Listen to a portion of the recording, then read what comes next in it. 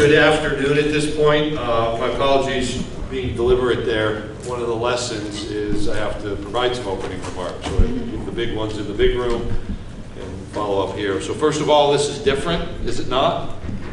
We're accustomed to just walking across the hallway, and now we're in Atlanta and probably figuring out your camera angles to grab the coaches as they walk down the hallways, a challenge we've introduced into your lives. I thought it was important as we talked about the potential to be in Atlanta really last year, but with the College Football Hall of Fame, the presence we have in Atlanta with our conference championship game, to take advantage of the opportunity and do something a little bit different. First time since 1985 SEC Media Days has not been in Birmingham, and I think we're off to a positive start, particularly with a fan event yesterday in Centennial Park.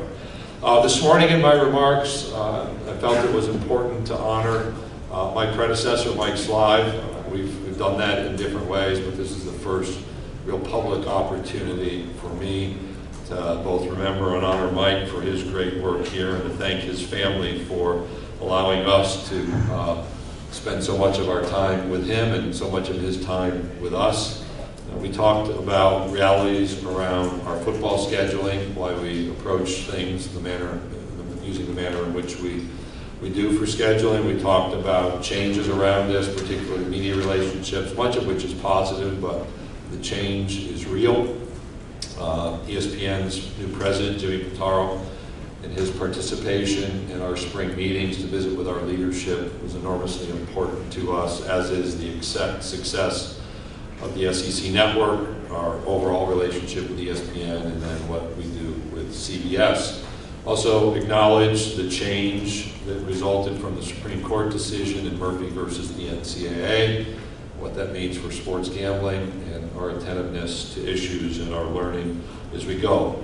Beyond that, we have had remarkable accomplishments, 5 national championships, 2 more in sports that we don't sponsor championships, 11 runner-up finishes to national titles, 15 National Athletes of the Year or co-National Athletes of the Year, and that's in 21 sports. So to have 2/3 of all the National Athletes of the Year from the SEC is a remarkable tribute to their achievements. And then honored our softball teams and South Carolina quarterback Jake Bentley for their sportsmanship at the conclusion, because we can easily forget how important our student athletes are to us, but they are the reason we exist. So with that, I'll try to be helpful with the topics that might be on your mind today. Okay, we'll go back here, back right at the cameras. You talked about the change from Birmingham to Atlanta in your opening statements. What are some of the things that you like about it being here, and if any, what are some of the things that you don't like that you maybe like to see changed? I had a few of your colleagues comment on their appreciation for not needing to connect on their flights into Birmingham, so that's one positive. The College Football Hall of Fame venue is at the top of that list. I stood at practice last night for my remarks, looking at a football field underlying the tables, goalpost at the end, and knowing that there are 107 coaches or student athletes honored in that building. That's an important part. The ability yesterday to create what we called Summerfest, the first time experiment. I think we had just over 5,000 people flow through during the day. SEC Nation was there. The ESPN Monday Night Crew, which has 2 university alums, and Booger McFarland and Jason Witten, and then SEC Nation alum Joe Tessitore was special, along with our normal SEC Nation cast. And there's just some different activations that can happen here. Now, you have to move a little bit differently than you did at the Winfrey. And this is a predicate, if you will, to the fact we'll be back in December in Mercedes-Benz Stadium for the 2nd time. So it seems to all fit together. If we were ever going to move out of Birmingham, this was, to me, the most logical site beyond our typical home. We'll stay over here in the back right. Greg, how would you like alcohol sales to the open public to proceed? And do you see that as an untapped revenue potential? The revenue piece is actually not at all a priority in the conversation, and I want to be intentional about that. If it were simply about the revenue or reduced to that, we would have done this 5 years ago. The reality is that we watch what's happening across the country, yet we have a policy that's decades old. And there is not a majority of our membership right now that's ready to just say, let's take that policy away. Their direction to me is let's manage our current policy in an appropriate way, but also let's engage in some learning and understand what's happened. And I think that's important. So there's been a proliferation of clubs in private areas over the last 5 years where more alcohol is available in venue, just not in the general seating bowl is the expectation. One of the realities is the bulk of our students attending games are under the legal drinking age. Not all, but most of our undergraduate students fall into that demographic. There's an importance around the atmosphere, and others have introduced alcohol sales and reported they've maintained and maybe enhanced their atmosphere, but we have a large number of families attending our games. We also are attentive to student-athlete treatment and respect around our games. There are varying state and local laws that govern alcohol, liability issues to which people are attentive. And then I think it's important that we understand what research exists. So rather than anecdotal comments about we introduced alcohol and here's what happened, let's make sure we really understand what happens, what are the real best practices for alcohol oversight within stadiums, what happens pre-game, post-game, and in-game now from a security standpoint. We know some of those things, I think, from research. We've received reports. The binge drinking before is often cited as part of the problem. We don't allow pass outs, and what I mean by pass outs is leaving at halftime. So any binge drinking that may be brought into the stadium and somebody, 10 minutes in, either pass out, fall out, act out in an appropriate way is part of the citation for why you might bring more of it in. But we want to be careful about that. We've been really, I think, thoughtful in how we've approached this issue. Probably if we didn't have the policy, it wouldn't be enacted now, but since we do, there's an attentiveness to being careful about how we might change the future. Right down here in front, second row. With Mercedes-Benz Stadium obviously being now your home for the SEC championship game for the next couple of years, and the national championship being held there last year, curious, what have you heard about how last year went at the stadium and how it kind of stacked up to other venues in the past? In venues, spectacular. The halo board and the views of the city. In fact, during our championship game, I walked on kind of an elevated bridge that's on the city view side, and you look back into the stadium, and it's almost like you're hovering outside a football stadium looking at a game.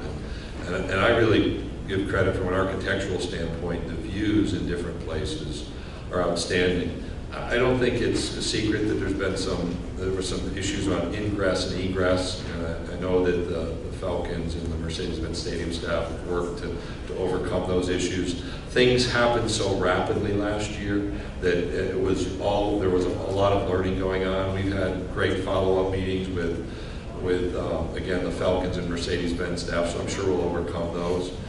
What's great for us is we had the most highly attended SEC championship game since '92 was last year, the first year of Mercedes-Benz Stadium, which I think is a testimony to the two teams, Georgia and Auburn, but then the fact that people want to be in there. So it's been an adjustment. It's very different than the Georgia Dome, some fan access that we've managed, but the working relationship with the Mercedes-Benz Stadium leadership and the Falcons leadership for us has been outstanding in that regard.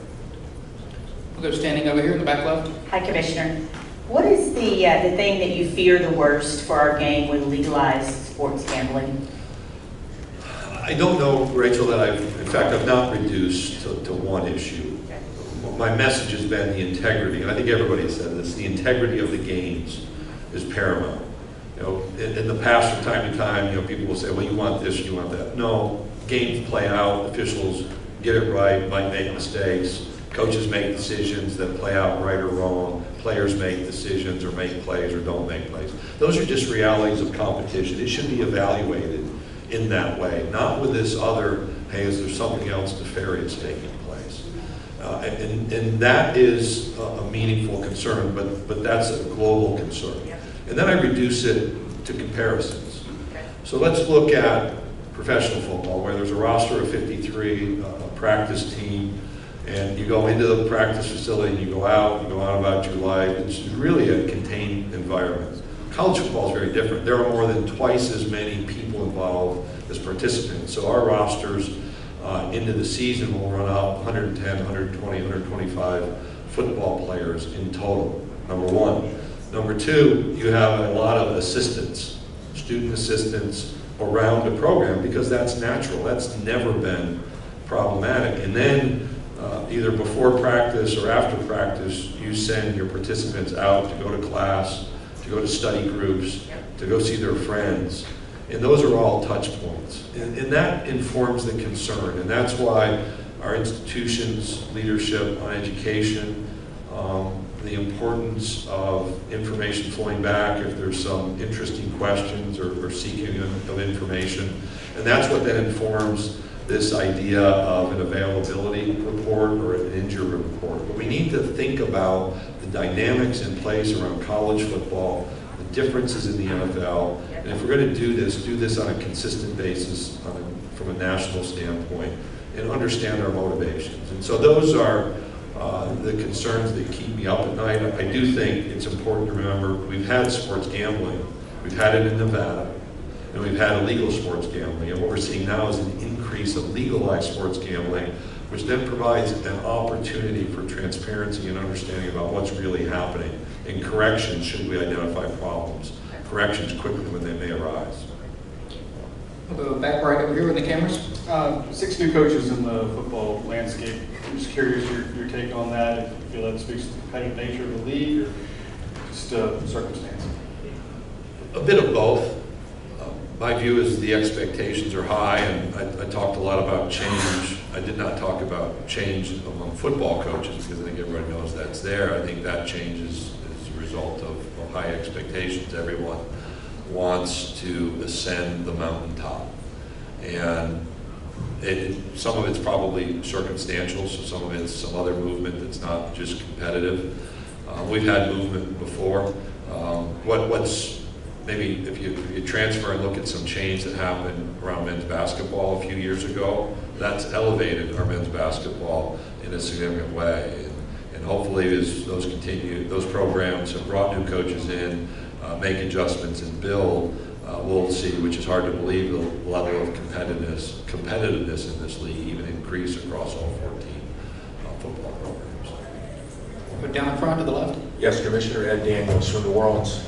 Sir, 2 questions. Number 1, is there any possibility or likelihood that this event would ever be considered for the Superdome in the future? 1. And 2, I know you've had a lot of discussions about this, but how do you stem the tide of the people who want to stay home and watch games on their widescreen TVs and not go to the stadium anymore? And is there really any solution to that you see on the horizon? The first one, I've been open that moving our Media Days events has been on my mind for 2 years. George was on my mind, to quote the song lyric. And we're here now. We're scheduled to be back in Birmingham next year, and then we don't have a destination. No, I've not thought about the Superdome in particular, but perhaps a few years ago I wasn't thinking about Atlanta in particular, so one never knows. As it relates to fan attendance patterns, when I spoke this morning about our discussions around football scheduling, embedded in that is our fan and our fan interests. That's one of a number of elements. And we've had those conversations for a number of years. So 7 years ago, we appointed a task force working group on fan engagement. We've changed how we present games, access to video on the screen, so you can watch replays just like you have at home. You've seen in Mercedes-Benz Stadium concession pricing changes. We're learning from that. What we want is to make sure the games are accessible. That really is step 1. And step 2 is they have to be compelling. And that in part relates to scheduling. That's why it's a piece of the scheduling conversation. We do that still better than anyone else, but we're not inattentive to the fact that fan behavior is shifting over time, and there are other options. Yet we want to make sure that our stadiums are welcoming places, that they're sized properly, that they have clubs and access to elements that make it the kind of place you want to spend your Saturday. And the good thing for us is it's not just a game in college football, it's that entire campus experience. And that's another element that our schools have become even better and better about activating around our games. All right, we got time for one more down here on the left.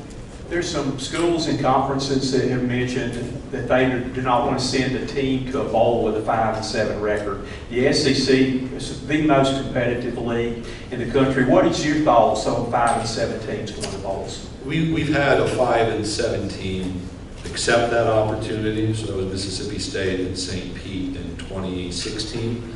And we've had a team decline that opportunity. That was Missouri, I believe, after the 2015 season.